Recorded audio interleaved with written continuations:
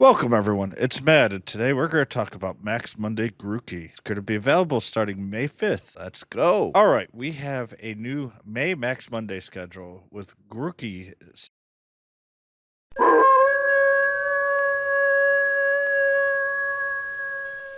starting it off on May 5th.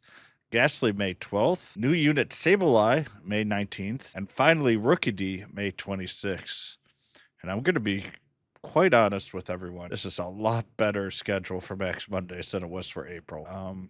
Really, Grookey might be the worst because we've been able to farm it a lot. Still, very, very good Pokemon overall.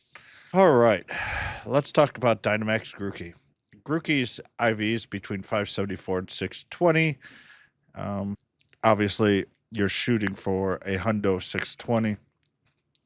Grookey does have a decent amount of weaknesses, but in all honesty, we don't face them very often other than fire. Along with fire, we have bug, flying, ice, and poison, and we take 60% more damage overall. It is strong too, though, electric, grass, ground, and water, which are a lot more common for us to be fighting against. It does resist at 37.5%. Its evolution, Rillaboom, takes 125 candy total. Thwacky is the intermediate evolution. And Grookey and Rillaboom and Grookey take the same damage overall, as they don't gain or lose an element. But Rillaboom's stats here: 239 attack, 168 defense, 225 HP. It is a very high attack for a grass unit. Defense is a little bit below normal, and its HP is the highest of any of the grass units that we have right now. For the fast moves overall, we have Razor Leaf and Scratch. For D-Max, I highly suggest Razor Leaf, as it is a grass unit. We are expected to get a Gmax of Rillaboom, and I will suggest Scratch because it's 0.5 seconds and neutral, so it'll be able to be used for pretty much all enemies that we are going to be fighting. So with the charge moves that we also have, you're not going to see it. Grookey is a 1-star. Grass Knot, Energy Ball. Grass Knot is by far the better one, and Earth Power is an Earth charge move. All right, for damage capability, Grass Rillaboom is actually really high for a D-Max, and it's almost as powerful as Gmax Venusaur. So if you do not have a Gmax Venusaur, you're only missing between 14 and 19% damage. And considering how much more attack Gmaxes have, that's not a great deal. Really, though, for grass, we are limited. We've only got Greedent, who is pretty weak overall, Venusaur, and Rillaboom. So from a grass standpoint, we don't really have a great deal amount of Pokemon that can attack, but Rillaboom is a very good one overall. Even for normal, Rillaboom does fairly well. It only trails behind our really ideal attackers, Inteleon and Darmanitan. And considering that Rillaboom can tank fairly well because of its HP, it does a pretty good job. It has a lot better defense than Inteleon and Darmanitan.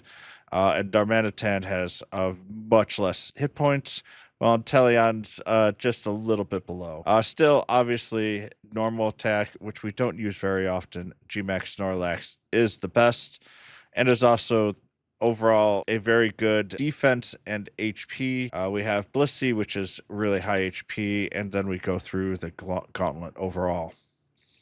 So when we do the battle plan for Dynamax Grookey, takes increased damage from fire and poison. So I really suggest just bringing a fire unit to attack. If you do, you're either going to beat it in the first or second transformation, or if you have a high enough level, you will be able to beat it before you even move to your transformation. All in all, not very hard. So Dynamax Rillaboom. As an attacker, it's very, very good for the grass. Only Gmax Venusaur is better. As a tank, it's okay. There are definitely much worse out there with attacks nearly as high as Rillaboom, but even for grass types and normal types, it's just an okay tank.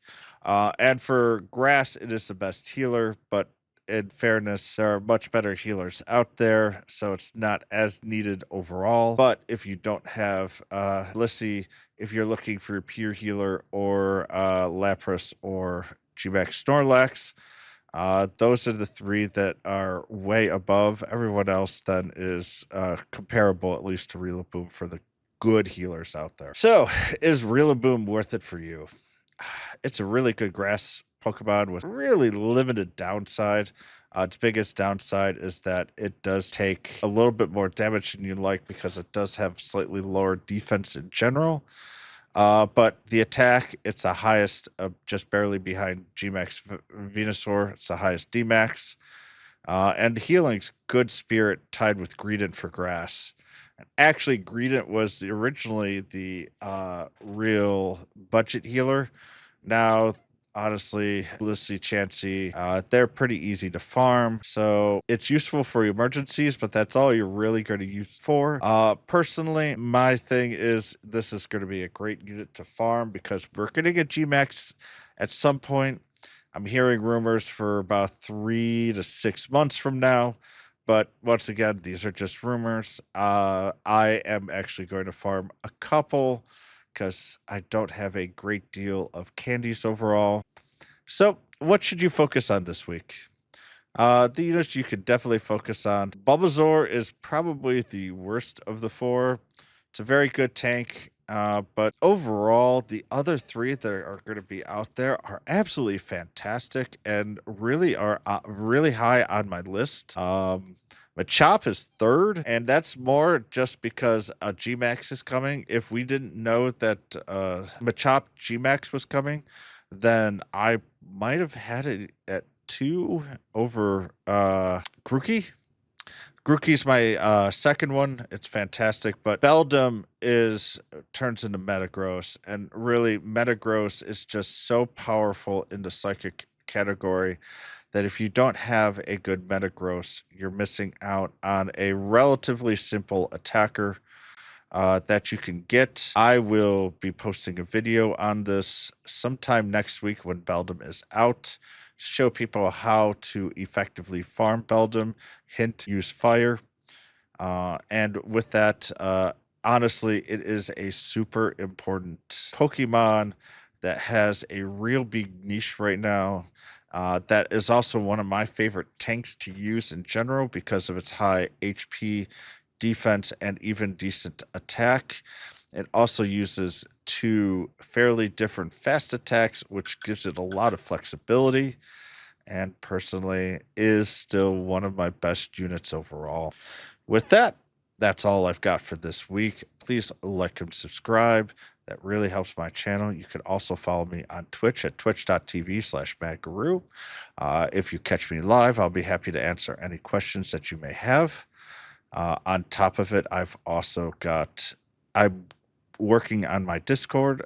I should have that up sometime soon. And finally, as a little plug, during the 8th and 9th of June, during Go Fest in Jersey City, I will be there. I will be wearing one of my purple Madgarou shirts. I'll be happy to talk with you, to play, to even do some raids. If you are available, let me know down below in the comments.